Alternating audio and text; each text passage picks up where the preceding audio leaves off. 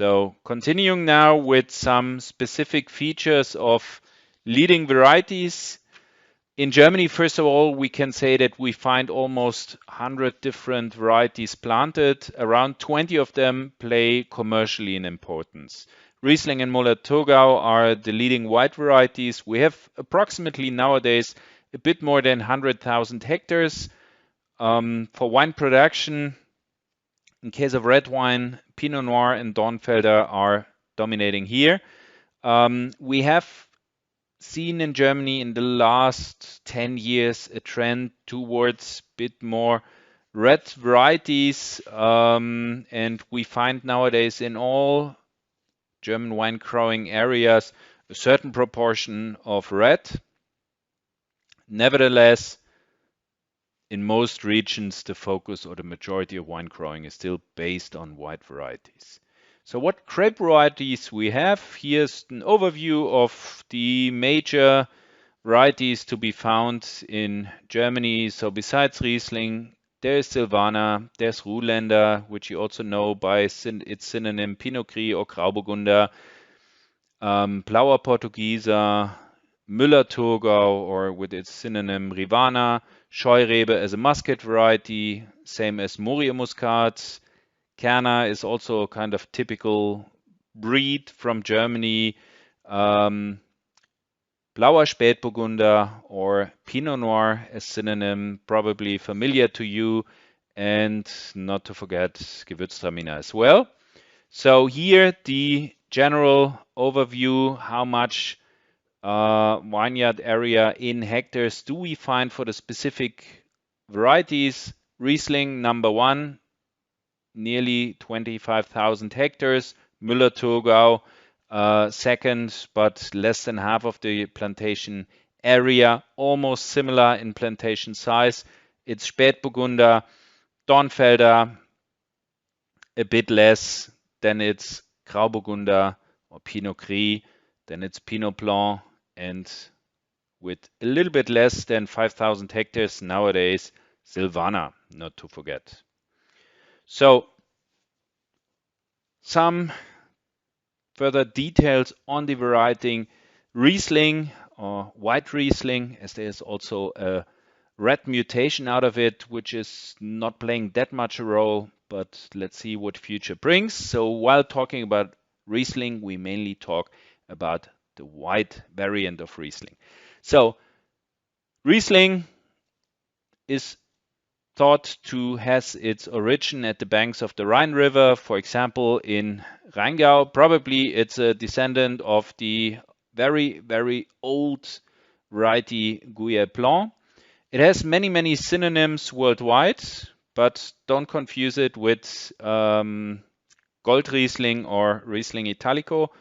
It's suitable to be cultivated in cooler conditions. It has a good resistance to frost in winter, so up to minus 20 degrees Celsius is not a problem for that variety. It is a little bit sensitive to desiccation of the stems. Its ideal terroirs are either limestone, granite, but furthermore, ideally, while it is made out of schist. Riesling is sensitive to gray rot. That is in certain extent desired while you think about sweet wines or wines coined by noble rot like Spätlese, etc. But it's also furthermore a bit sensitive to rot on the stems, which can lead to an early grape drop.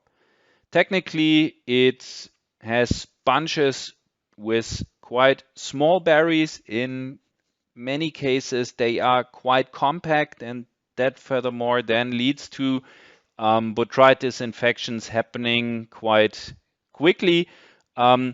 Riesling produces great quality in terms of dry wines. They can be very aromatic, lively, and elegant, not too heavy, I would say, or astringent, bitter.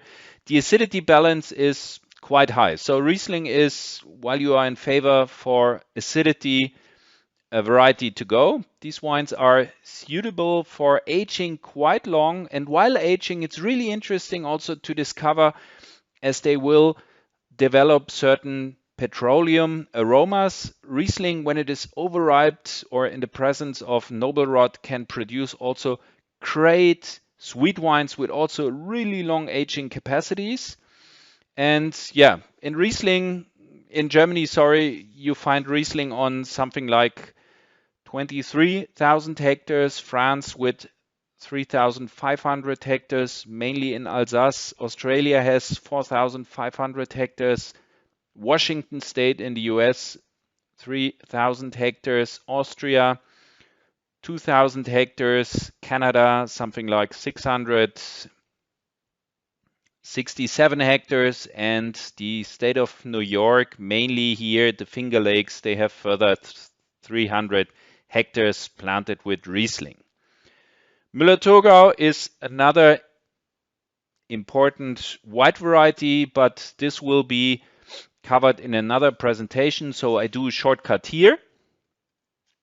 And now coming to the other really important variety, it's Spätburgunder or Pinot Noir. Its origin is Burgundy.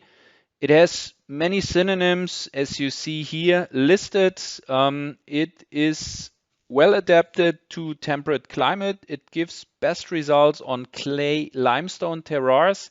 In hot climates, its maturation is going very fast and you lack acidity here, and quite often going along with too high alcohol levels, which makes these wines completely outbalanced. Pinot Noir is a kind of a diva. It's a delicate variety. It's sensitive to, the main diseases, downy mildew, gray rot, and also leafhoppers, vine leafhoppers. The bunches and the berry are usually very small, especially those clones, so the specific plant material that is thought to produce high-end red wines. So that also explains why botrytis can be here a severe problem.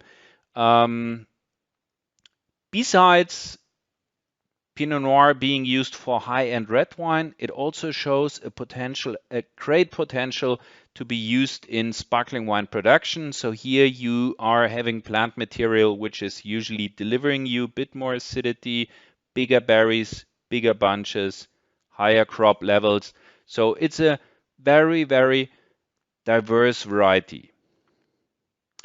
Dornfelder, the red variety, will be also covered in my other presentation on German wines. So we do here a shortcut. The same with Grauburgunder, the same with Weißburgunder, and the same with Silvaner. So finally, we have here an overview of other white varieties that are found in Germany. So maybe you came along of some of those varieties, and yes, they are to be found in Germany as well.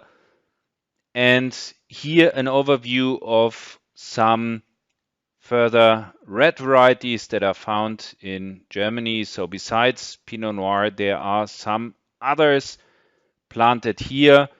Worth mentioning maybe, as it has some quite cool features, the variety called Regent, which is a so-called fungal resistant variety. So what trends do we have in terms of German varieties? We have, quite a lot of varieties here developed or breeded, especially in the last 100 years. There were man-made, done quite a lot of breedings, and the idea was to adapt the cooler German growing conditions a bit more with suitable varieties, to have the potential or the possibility here to produce wine to satisfy the needs of the market, of the local market here. In many cases, it turned out that we were more, or the selection criteria was a bit more on higher production, and it was not mainly in terms of quality. That changed, and furthermore, something really interesting, the newer generations of crossbreedings are focusing on hybrids which are then breeded back, so called PVs or fungal resistant varieties that have some characteristics from some so-called non-European vines, which make them resistant against the major problems in terms of phytosanitary aspects, so mildew. And this leads to the point that with such new varieties, we can actually improve our impact in the vineyard in terms of spraying,